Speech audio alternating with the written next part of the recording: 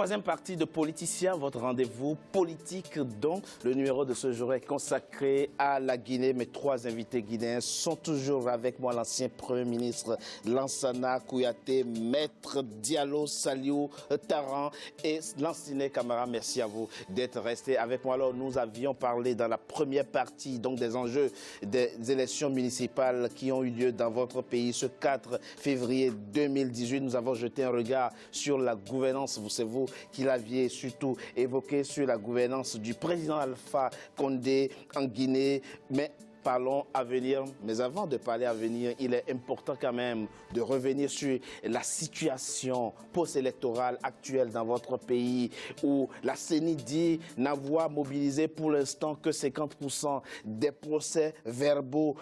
Monsieur l'ancien Premier ministre, et autres, et vous aussi, vous êtes guinéens, vos compatriotes nous écoutent. C'est important pour nous de revenir sur la question comment faire pour qu'un sixième Guinéen ne perde pas la vie dans les jours qui viennent, pour qu'il n'y ait pas d'autres Guinéens qui tombent dans des affrontements inutiles. C'est très important. Monsieur Camara, d'abord. Mais tout ça, c'est possible. Quel appel avez-vous à lancer aux acteurs politiques et aux Guinéens en général? L'appel est simple. Les auteurs les fauteurs de troubles vont se retrouver devant soit les tribunaux nationaux ou les tribunaux internationaux. Ils ont intérêt à faire attention. Nous ne permettrons plus jamais à des Guinéens de verser le sang d'autres Guinéens. C'est clair, net et précis. Et c'est pourquoi je dis, la CPI, elle est décriée, mais s'il y a des Guinéens qui veulent finir à la CPI, qui continuent à semer la pagaille à Conakry. Alors, ça suffit la pagaille, ça suffit la pagaille. Je vous dis qu'à Conakry, c'est de la pagaille. Même quand vous voulez prendre le taxi, si vous ne faites pas attention, vous pouvez vous faire écraser. Il faut arrêter ça par la bonne gouvernance. Et Alpha Condé, j'espère qu'il nous entend. Vous avez évoqué les fauteurs de troubles. Je rappelle que le ministre de l'administration territoriale, Bourema Condé, a annoncé l'interpellation de 50 fauteurs de troubles, justement, qui sont en ce moment incarcérés à la prison de Farana. Vous, quel appel vous avez? Je rappelle que vous êtes membre de l'UFDG, l'Union des forces démocratiques de Guinée. C'est le parti politique de Cellou Dalein Diallo. Vous, quel appel vous avez à lancer à vos militants, à vos sympathisants et au président de votre parti pour qu'un sixième Guinéen ne tombe pas dans des affrontements inutiles après ces municipales? Je vous remercie.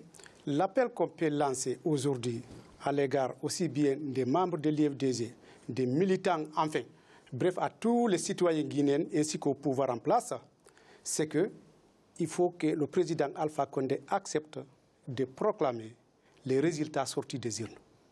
Parce que tous ces troubles-là que vous voyez, c'est du fait que... Ce n'est pas le président Alpha Condé qui proclame les résultats. Oui, ce n'est pas lui qui proclame les résultats, mais c'est lui qui donne les instructions pour qu'on modifie les résultats sortis des urnes avant que ça arrive au niveau de la CENI. C'est ce qu'il faut comprendre. Ça, c'est votre... Oui, c'est mon point de vue. Non. Ce n'est pas des insinuations, c'est quelque chose de vrai et de réel. Vous avez des preuves matérielles. Mais il y a des preuves matérielles, évidemment. Vous n'avez pas vu les vidéos du président Cellou Dalein qu'il a sorties. Alors, vous êtes en train d'expliquer, allons-y très rapidement, que la CENI de votre pays est à la bord du président Alpha Condé. La CENI guinéenne n'est pas du tout indépendante. Je vais vous dire ça aujourd'hui. Mais à ce moment-là, mais moi je suis obligé. Vous comprenez? Pourquoi vous êtes allé aux élections? L'appel qu'on va lancer, c'est demander que la CENI, ainsi que le président de la République de la Guinée, accepte de proclamer les résultats sortis des urnes. Voilà. Si toutefois on proclame ces résultats, il n'y aura pas de problème. Mais tant que l'on continue à vouloir triquer les résultats sortis des urnes, il y aura toujours des troubles. Quand vous êtes sur un terrain de faute en train de jouer, qui a un arbitre, quand il y a faute, c'est l'arbitre qui sanctionne, c'est l'arbitre qui décide. Vous ne vous faites pas justice. Mais quand il y a faute, on s'adresse à l'arbitre. Et en matière électorale, il y a un arbitre. Il faudrait que l'arbitre... Ou vous contestez l'arbitre en ce moment-là, vous n'acceptez pas de jouer, vous dites cet arbitre n'est pas fiable, et je ne joue pas. C'est cet arbitre-là qui n'est pas du tout fiable. Et quand vous acceptez de jouer, vous vous soumettez aux règles de l'arbitre. Aujourd'hui, je vous dis que la CENI ne montre pas vraiment la crédibilité que les Guinéens attendent. Encore une fois, pourquoi avez-vous accepté alors d'aller aux élections si vous doutez de la fiabilité de la CENI? Attendez, c'est au fur et à mesure qu'on voit leurs visages découverts. Ah, d'accord. Vous comprenez? C'est donc cela. Vous découvrez On découvre petit à petit. avec surprise que la CENI n'est pas aussi... Bon, ce n'était pas parce qu'on était complètement... Bon, on savait un tout petit peu, mais on pouvait penser qu'avec le changement du président de la CENI, que les choses allaient encore aller beaucoup plus mieux. Mais ce qui se passe aujourd'hui, c'est pire. Donc, il faut dire à l'État de proclamer les résultats sortis des urnes. Un appel de l'ancien Premier ministre, s'il vous plaît. Premier appel, CENI. Donner les résultats conformément à l'éthique, conformément à la vérité. Deuxième appel, gouvernement, cessez de vous mêler des histoires de vote. N'entrez pas dans les points de centralisation. Et tout cela est passé déjà, parce qu'ils l'ont fait. Depuis un mois, ils le font. Troisième appel, s'il vous plaît. Je dirais à mes militants, je vous félicite de votre sens de responsabilité et je voudrais vous dire, restez sages. On fera les recours nécessaires. Ça sera fait. On l'a toujours fait depuis 2010 au premier tour, 2013, 2015. Et maintenant, on va le faire. C'est nous qui avons fait de façon permanente. Tout à fait. Sans manquer une seule occasion. Il y en a, tous les partis ont manqué au moins une occasion de faire des saisines. Et nous n'avons jamais manqué. On a toujours fait. Vous appelez au calme. Là, vous faites un geste politique important, monsieur le Premier ministre. Je leur dis, ils n'ont qu'à rester tranquilles, qu'on a beau tricher le PDN est un grand parti. Le PDN, le Parti de l'espoir pour le développement national dont vous êtes le président. Une autre question qui agite les esprits en Guinée, mais pas seulement la question d'un possible troisième mandat du président Alpha Condé. Nous avons posé la question au juriste Mamadi Troa Kaba. On l'écoute, on en parle après. La Constitution du 7 mai 2010, en son article 154, donne les dispositions qui ne peuvent pas être modifiées. Donc, si c'est sur le plan de la modification constitutionnelle, il est impossible que la durée et le nombre de mandats soient modifiés. Parce que parmi ces dispositions, bien entendu, parmi ces dispositions intangibles figurent le nombre et la durée du mandat. Maintenant, en dehors de la modification, est-ce que le président est en mesure de proposer une nouvelle constitution au peuple? Ça, sur la question, les avis peuvent varier.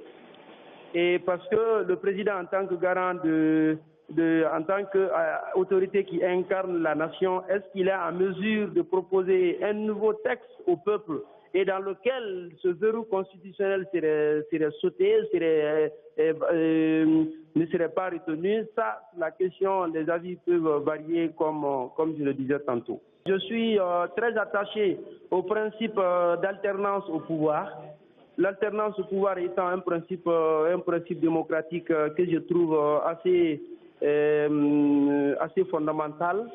Donc, mon avis, je ne serai pas de ceux-là qui vont penser qu'une nouvelle constitution peut être proposée afin de permettre au président de briguer un troisième mandat.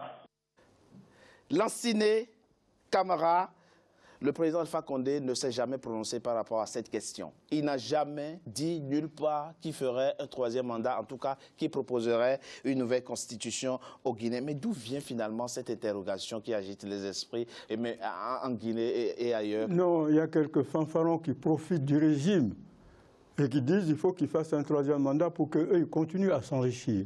Pour le moment, ce n'est pas Alpha Condé, c'est un entourage fanfaron, un entourage plus ou moins qui n'avait absolument rien à gagner s'il y avait la démocratie, qui tourne autour du président Alpha Condé et qui dit non, il faut faire un troisième mandat. C'est la même chose quand je disais à Dadis, il faut t'en aller, tu ne fais pas l'affaire. Le même entourage crapuleux a dit à Dadis, non, tu te déshabilles, c'est la même chose, c'est l'entourage là. Ceux qui bouffent, qui disent à Alpha Condé de faire un troisième mandat. Mais je dis à Alpha Condé, ne les suivez pas. Si vous suivez cet entourage crapuleux, vous finirez alors très mal. Alors, il finit son deuxième mandat. Nous ne voulons pas une république bananière. Nous organisons des élections libres, transparentes, pour que si Alpha Condé a fait... D'abord Conakry, c'est toujours la pourriture, ça peut. Je pensais qu'Alpha Condé, en tant qu'homme d'État, allait non seulement faire de Conakry une vitrine. Et pourtant, c'est une très belle ville, Conakry. Une très belle ville, mais mal gérée, mon cher ami. Ça peut être, oui. Ça peut et ça doit l'être. Nous sommes là pour ça. Conakry doit être la vitrine de notre pays. Et ça, c'est encore possible. Maintenant, pas de troisième mandat. Parce que nous voulons que la démocratie s'enracine chez nous. Un mandat renouvelable une seule fois, un point, un trait. Voilà. Je suis totalement contre le troisième mandat. Maître Taran, votre mot de la fin très rapidement. Oui. En tout cas, la Constitution le prévoit. Au niveau de l'article 27, le président de la République est élu pour un mandat de 5 ans, renouvelable une seule fois. Et dans son alinéa 2, il est dit quelque part, en aucun cas, nul ne peut faire plus de 2 mandats. Oui, mais la question va au-delà de cette disposition que vous citez. La question, c'est peut-il proposer il faut les respecter. Une nouvelle république à la Guinée, c'est-à-dire un nouveau test Alors c'est constitutionnel. là où je voudrais en venir. Allez-y rapidement. Une troisième ou une quatrième république, ou je ne sais pas, ou 5e république, dans ces conditions, c'est pas possible. Dans les conditions donc que peut-être le président Alpha Condé voudrait changer la constitution pour amener une autre constitution. C'est ce qu'on appelle le détournement des procédures. D'accord. Détournement de la loi. Très bien. Monsieur le Premier ministre, votre avis sur cette question? En tout cas, c'est un faux procès qu'on fait au président Alpha Condé. Il n'a jamais dit, encore une fois. Il ne l'a jamais dit. Il n'a jamais dit qu'il ferait... Mais c'est tellement facile de dire, je ne le ferai pas. Un troisième mandat, Voilà. il ne l'a jamais dit. Et d'ailleurs, il est médiateur dans la crise politique dans certains pays qui ont trait justement à la question constitutionnelle. C'est important de le rappeler. Le doigt qu'on sent, c'est celui dont on doute. Quand vous mettez une cuillère dans un verre à moitié vide ou à moitié plein, quand vous la regardez, la cuillère, elle semble être cassée. Pour être sûr que ce n'est pas cassé, vous la retirez de l'eau. Oui. Tous ces propos-là, un mot du président de la République suffit. Pour nous rassurer quand même. Pour rassurer. Voilà. Le président du Niger, semble-t-il, moi je n'ai pas entendu, mais il a dit qu'il ne fera pas un troisième mandat. Yahi Boni, à un moment donné, a dit qu'il ne le ferait pas. Ce que je Donc dis, vous pensez que son silence, vous interprétez autrement son silence? Ah, mais absolument. Écoutez, on suit la trame des choses. Oui. Notre Mandela national, parce qu'il a dit qu'il était le Mandela de l'Afrique de l'Ouest. Il a dit à l'époque, on disait, il ne va faire qu'un seul mandat. Je dis, attendez de voir. Un seul mandat. Je dis peut-être qu'il pense déjà au 3e ou au 4e, si Dieu lui donne donc vie. Ce que je voudrais dire en Thomas, l'ancien camarade, est-ce que les présidents qui se sont succédés au Ghana ont écouté des turiféraires qui étaient autour de entourages? Dieu n'a jamais donné la chance à un homme d'État de n'être entouré que des gens bien ou de n'être entouré que de gens mauvais. Ça existe. Mais tu écoutes les uns les autres. Absolument. La troisième chose que tu écoutes, c'est ta conscience. Merci. C'est ta conscience. Merci. Et je dis qu'il lui suffit simplement de dire... C'est une phrase. Absolument. Alors, je ne le ferai pas. Et puis, le problème est court. Absolument. Il faut qu'il le dise. Vous-même, l'ancien Premier ministre, vous avez déjà concouru. On peut quoi envisager qu'en 2020, vous soyez sur le départ pour la course présidentielle? Vous aussi, vous avez ce message à adresser aux Guinéens? Non, je réponds que c'est mon parti qui décide. C'est votre parti? C'est l'un des rares partis où on fait des primaires, hein, mine de rien. Et votre parti? À la convention, j'ai dit que je ne me présenterai pas s'il n'y avait aucun autre candidat. Et votre parti, c'est le PEDN, le Parti de l'espoir pour le développement national. Merci. Voilà. Merci. Et je crois que vous inspirez en la Guinée et vous croyez qu'on va s'en sortir. Mais il faut changer. Comme il l'a dit, il faut changer la donne. Absolument. Pourquoi? Parce que votre pays, la Guinée, est un pays à fort potentiel. Et pour tout potentiel humain, potentiel énergétique, potentiel humain, potentiel agricole. La Guinée, doit-on le rappeler, c'est le château d'eau, entre autres. Conakry, il a parlé tout de suite de saleté de Conakry. Je vous en prie, parlez de Conakry tout de suite. on l'appelait aussi la perle de l'Afrique. Le palais du peuple, là, c'était la baie des anges. Ça s'appelait la baie des anges. C'est dire l'importance, c'est dire le potentiel que vous avez en Guinée. Diallo Saliou Taran, vous êtes membre de l'UFDG, l'Union des forces démocratiques de Guinée. Vous êtes avocat au barreau de Paris. Merci à vous également d'avoir participé à ce débat sur la Guinée. Lansine Camara, président de l'Union internationale des journalistes africains. Merci à vous également de Merci mon cher confrère. de participer à ce débat. C'est la fin, mesdames et messieurs, de Politicien, votre rendez-vous politique. Je vous remercie d'avoir été nombreux à suivre. Restez toujours fidèles au programme d'Africa 24. À très bientôt pour un nouveau numéro de Politicien.